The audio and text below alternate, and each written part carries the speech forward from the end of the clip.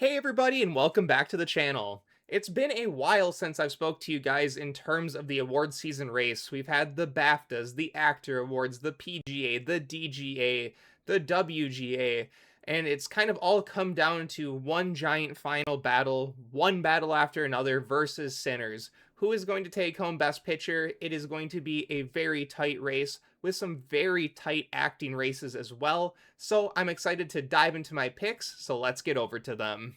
Well, let's kick things off with the most talked about category, Best Picture.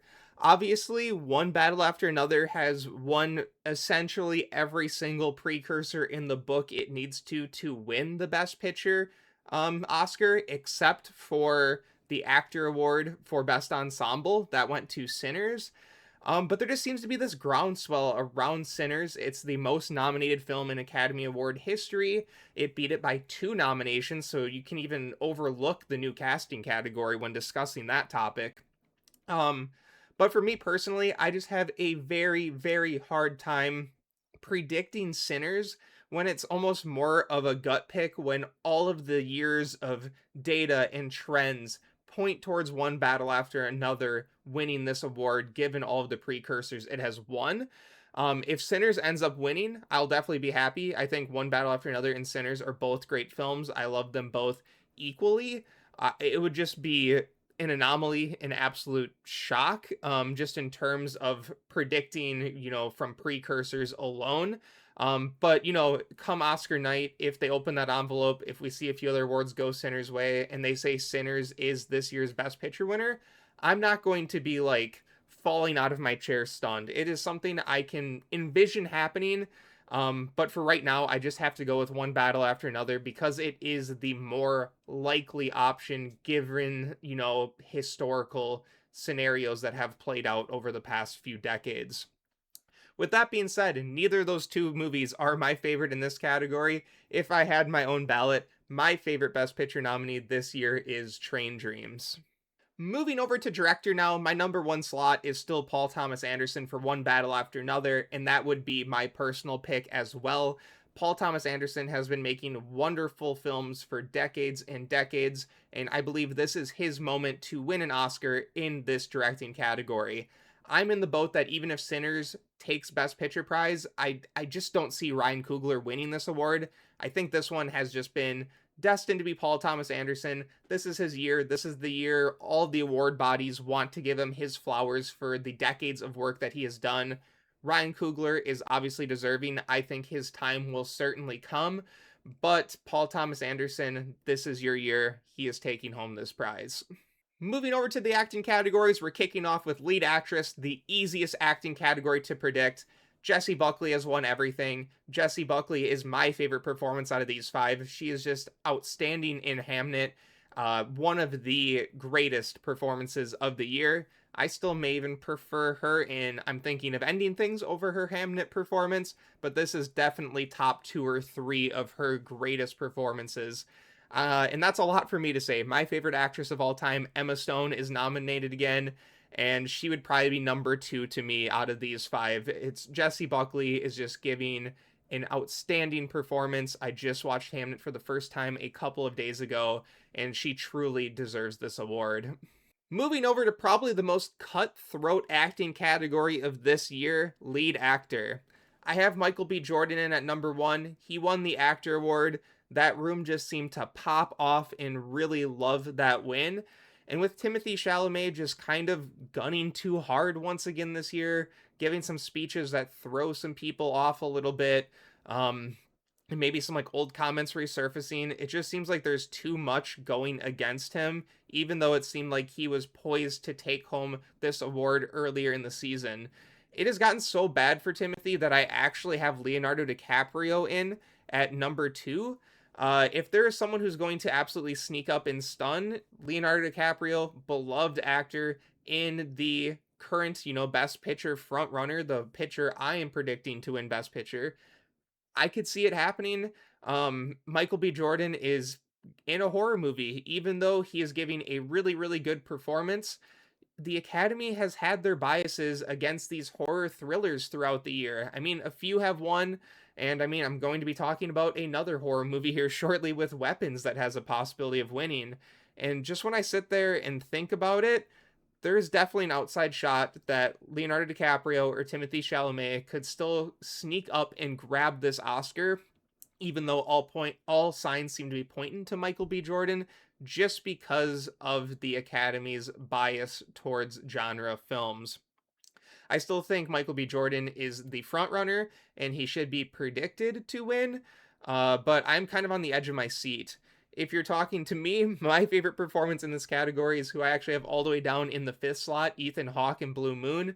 That is just an absolute acting feat. I think Ethan Hawke has about 2 minutes of screen time where he's not talking in that movie. It is just an acting masterclass from someone who has been giving outstanding performances for many decades.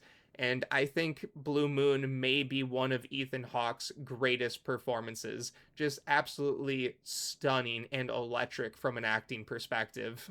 Now, moving on to the acting category that has had me scratching my head the hardest, supporting actress.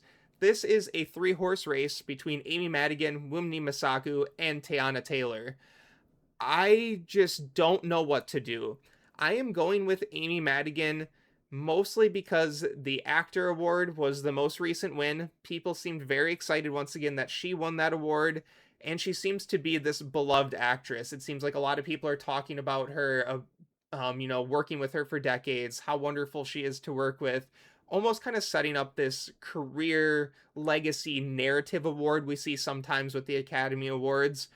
But we have, Teyana Taylor, who won the Golden Globe. We have Wunmi Mosaku, who won the BAFTA award, which is nothing to scoff at either. So that leads to me putting Wunmi at number two, just because of that BAFTA win. I put a little bit more weight into the BAFTA basket than the Golden Globe basket, especially given the Golden Globe's new voting body. They seem to do things that are a little bit more outside the norm and don't align with the Oscars so far since that realignment happened. With that being said, either of them could definitely win this award. Amy Madigan is in a horror movie, like I just talked about in the lead actor category. The Academy sometimes really shuns the horror thriller performances.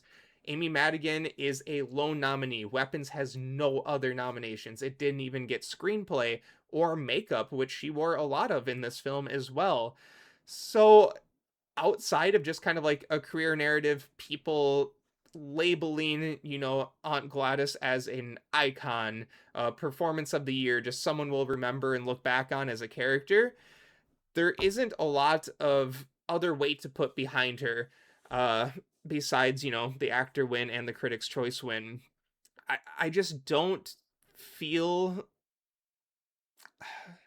I guess I just feel like the two best picture nominee ladies with Musaku and Taylor may be splitting votes between the fans of both of those films and the people that are just loving Aunt Gladys as a character. They're just going to outshine in this three-horse race. That's my personal pick. Even the Oscar ballots that people are collecting from anonymous voters, it seems like a lot of them are just like Amy Madigan is so good in this movie, career narrative, blah blah blah. It just seems like a groundswell of support around Madigan, but once again, horror performance, lone nominee. I'm definitely scared here. I don't truly know what to think. I'm going with Madigan. Madigan is also my favorite performance in this category as well, which may make me a little bit biased too. But please let me know your thoughts on this specific category in the comments down below, because this is one I have went back and forth on multiple times. Um, but yeah, I just landed on Madigan, Masaku, Taylor in that order. And we shift over to our final acting category, supporting actor. This is a category that was shaping up to be very, very tight as well throughout the award season as it kind of played out. We had the Lordy at Critics' Choice, Skarsgård at Golden Globe, and then Sean Penn won the BAFTA, and everyone's just like, what's going to happen? Is Benicio del Toro going to win the actor award, and then Delroy Lindo could sneak up with his lone nomination or his only nomination this entire award season and win the Oscar? But then Sean Penn won the actor award, and it's a very high correlation of people winning the BAFTA and the actor award to then take home the Oscar. It does seem a little bit odd that Sean Penn may be winning his third Oscar. He just seems like kind of an odd actor to join that elite class to take home three trophies. but it's undeniable how good he is in One Battle After Another, and for that reason, he is also my favorite performance out of these five. If anyone could sneak up and grab this, I think it would be Delroy Lindo if Sinners just has that absolute groundswell sweeping effect. Um, it's very possible because he is the one who has been giving speeches at the Golden Globes and the Actor Awards when sort of the movie wins ensemble prizes. They put him in the forefront. They're definitely pushing him for this award. So it's a possibility he could win off of his only nomination this season. I don't think Stellan Skarsgård is completely out of it either. It is unfortunate that he lost the BAFTA award, which is where I thought he would definitely take home a prize. So that definitely knocked him down the ranks because I would have had him at number 2 if it wasn't for that. I do think Elordi and Del Toro are out of this, so it is shaping up that Sean Penn is a very clear front runner, but it's definitely not a 100% lock either. Moving over to the writing categories, I'm going to make both of these really quick. Adapted screenplay, it's going to One Battle After Another. My favorite screenplay is also One Battle After Another. It is just inevitable. At least, even if something shocking happens with PTA losing director, he is getting his first Oscar here with writing. Then quickly shifting over to original screenplay. Congratulations, Ryan Coogler. You are winning for Sinners. Sinners is taking home this award. Sinners is also my favorite screenplay in this category. I will say, though, I really like Blue Moon's screenplay, too. That would be a very close second for me. Just an absolute electric film with a ton of dialogue, but it's hard to overlook Sinners, one of the greatest original films in recent memory. Moving over to casting, the new category at this year's award ceremony, I'm going with Sinners. Sinners has taken home many ensemble casting trophies throughout this award season, so I'm kind of expecting the Academy to follow suit. With that being said, this is a brand new award. The Academy could be thinking in different directions. We could see One Battle After Another winning if it correlates with Best Picture for some reason. Or we could see something like The Secret Agent, just because there is a really massive ensemble going on there. But for me, I do think this is Sinners. You know, you have Miles Caton as a newcomer. You also brought in a bunch of established actors that work together flawlessly. Michael B. Jordan, Delroy Lindo, Wunmi Mosaku, Haley Steinfeld. Just an absolute stunning cast. Not to say these other films don't have outstanding casts as well. They just don't seem to capture, as wide of a net from long-term actors to brand new newcomers. I guess One Battle does have Chase Infinity as a newcomer as well, but Sinners just has a slightly larger cast overall as well. So for that, and just how powerful and strong the movie is this award season, I am going with Sinners. While most of the technical categories seem pretty cut and dry this season, this is the one I kind of want to discuss the most, and that is cinematography. One Battle After Another is the one you should be predicting if you're filling out an Oscar pool or a ballot or anything like that trying to predict. It has won the most precursors. With that being said, this is the one that I think has more of a toss-up potential. Train Dreams won the Critics' Choice Award, and Sinners won I can't remember off the top of my head, but Sinners did take home one cinematography award this award season as well. So there has been a little bit, of movement throughout this season in this category. I had Train Dreams in my number 1 slot for a while. I'm just thinking all of these awards, everyone seems to be condensing on the same picks in the craft categories. I see very little movement across the board. Even now, it seems like the acting awards are really condensing around certain people. So we know the Academy Award loves throwing in 1 to 2 curveballs during the award season or during their ceremony. And to me, this is one where I could see people going down their ballot and wanting to check something that is a little bit out of the ordinary. And that's why I had Train Dreams in my number 1 slot. For a while, I was thinking people are just checking Sinners in One Battle, Sinners, One Battle, and they want to just throw something else in there. Train Dreams is something that has had some life this award season. It has won at the Critics' Choice Awards, and that's nothing. Some films have done that, just won the Critics' Choice Awards and then took home the cinematography Oscar. So Train Dreams, even though I'm not predicting it, if I was to predict one Hail Mary, a film that has a very small percent chance to take home an award, it would be Train Dreams taking home cinematography. Also, with that being said, I would pick Train Dreams as well as my personal pick. Now on to costumes. This is another technical category I think you could have some discussion around. Frankenstein has won literally every single thing it needs to. That's why you kind of have to predict it if you're just trying to be predictive. But Sinners, the costume designer was Ruth E. Carter, who is a beloved costume designer in Hollywood. And obviously, with how strong Sinners is and how poorly people are talking about Frankenstein, it doesn't seem like people really like the movie, but they appreciate the craft aspects of the film. I could see Sinners possibly winning this as well, but there is literally no indication we should be predicting anything else other than Frankenstein. So that's what I'm going with. If you had asked me personally, I would go with Frankenstein. Moving over to makeup and hairstyling, this is a no-brainer. Frankenstein is winning this. The makeup that Jacob Elordi had on is just way too powerful to overtake any of these other ones. I would also pick Frankenstein out of all of these as well. Although I will say I really appreciate The Ugly Stepsister getting a nomination. I love a good horror nod in this category. Moving over to film editing, for a while it seemed like a lot of people, including myself, were thinking F1 could take this award home. But like most of these categories, One Battle and Sinners kind of step up to become the 1 and 2. I believe One Battle After Another is going to take this home. And the more I think about it, I do think it is the best edited film of this year. It's 2.5 hours long, and it just has this infectious pace to it. It never slows down. You're never like wondering what's going to happen next because the film is cut in such a way. It is always just shifting on to the next thing, and you're having to pay attention to keep up with where the story is going. It is truly a wonderful edit and probably deserves to take home this award. And then we have production design, where I think Frankenstein is going to complete its 3 Oscar sweep in the technical categories. Absolutely stunning production design. It's the one thing that really stood out to me when I was watching the film. I just love how Guillermo del Toro envisions his sets and his worlds.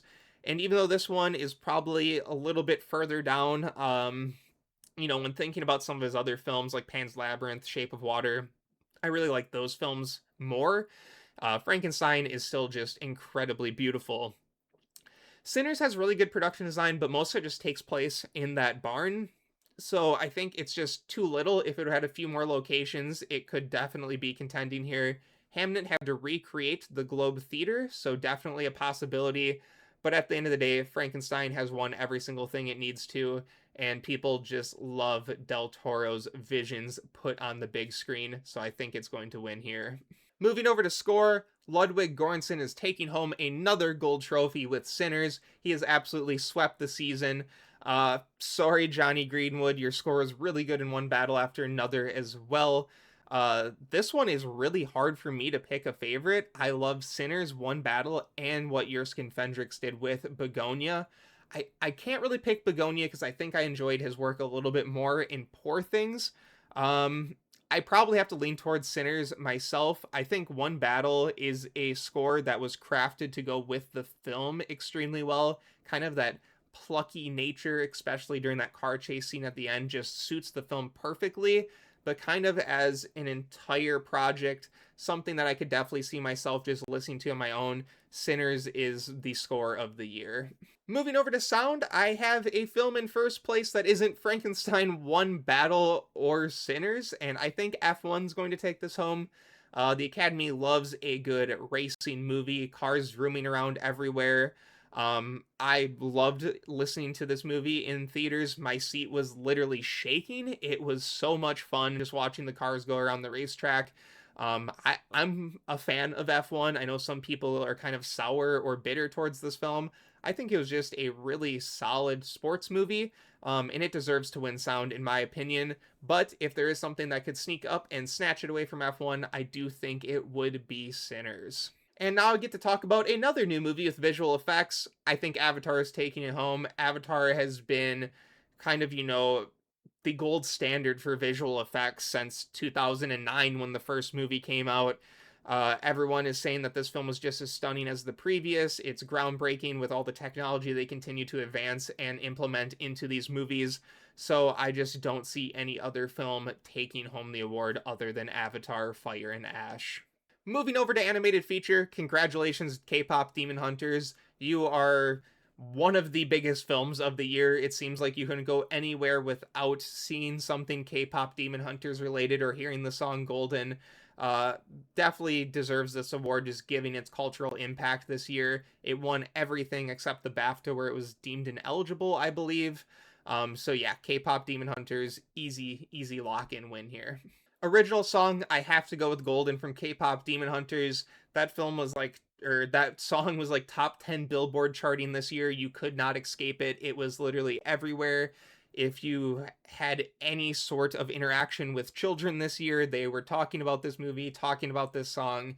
It is just kind of a worldwide phenomenon, and it's going to win this award. If there was kind of a more, classic film song to win, it would be I Lied to You from Sinners. And I think the Academy knows that as well, given that Golden and I Lied to You are the only two songs that will be performed live at the Academy Awards this year during the broadcast. But I'm sorry, Sinners, you just cannot overtake the K-pop Demon Hunters hype train. Now onto a category we can have a little bit of a discussion about, and that's international feature. I'm leaving Sentimental Value in at number one just because it had more nominations than The Secret Agent. And some people can point to last year. They're like, well, Emilia Perez had a lot more nominations than I'm Still Here. But Emilia Perez just had so much just flack at it, from Carlos Sofia Gascon and people just not clicking with the film in general. Sentimental Value is a film many people love. 4 acting nominations is absolutely crazy. So I just have to predict it for that alone. With that being said, The Secret Agent could definitely sneak up and grab it. People from Brazil are absolutely pushing this film just like they did to get to the win with I'm Still Here last year. I'm just thinking Sentimental Value is just too big and too beloved of a film, uh, and has too many other nominations to not win this award. Then we have documentary feature that is coming down to The Perfect Neighbor versus Mr. Nobody against Putin. Both have won precursors throughout this award season. Mr. Nobody won the BAFTA, but I'm just going with a Netflix production. This is a documentary that would click with a lot of Americans, in my opinion, and the majority of the Academy body is American. So that's just kind of giving me the little bit of nudge to put that first. Although I would not be shocked at all to see Mr. Nobody against Putin take home this award. Then on the screen here, I have 3 categories I know little to nothing about. I have not watched any of the shorts this year. I have watched other YouTubers talk about them. I have looked at, Gold Derby, Award Expert to kind of figure out what I want to do in this category. And I'm not going to speak too deeply on any of these just because I haven't seen them. I don't have too many opinions to share. But animated short, I'm going with Butterfly. It does seem like The Girl Who Cried Pearls or Retirement Plan could win this as well. For live action short, I'm going with A Friend of Dorothy. A lot of people are talking about 2 people exchanging saliva as a potential winner as well. And for documentary short, I'm going with All the Empty Rooms. This one seems to be a pretty consensus lock, given the film's subject matter around school shootings and kind of the empty rooms and impact they leave on the families. So that seems like a very powerful documentary short. So that one seems pretty locked in, but the other ones definitely feel free to swap around if you feel like it. But these are the ones I'm going with. Then to sort of wrap things up, I just wanted to give my quick tallies of my predictions. I have one battle after another taking home 6 trophies. Sinners 4, Frankenstein 3, K-pop Demon Hunters 2, Hamnet 1, Sentimental 1, F1 1, Avatar 1, and Weapons 1.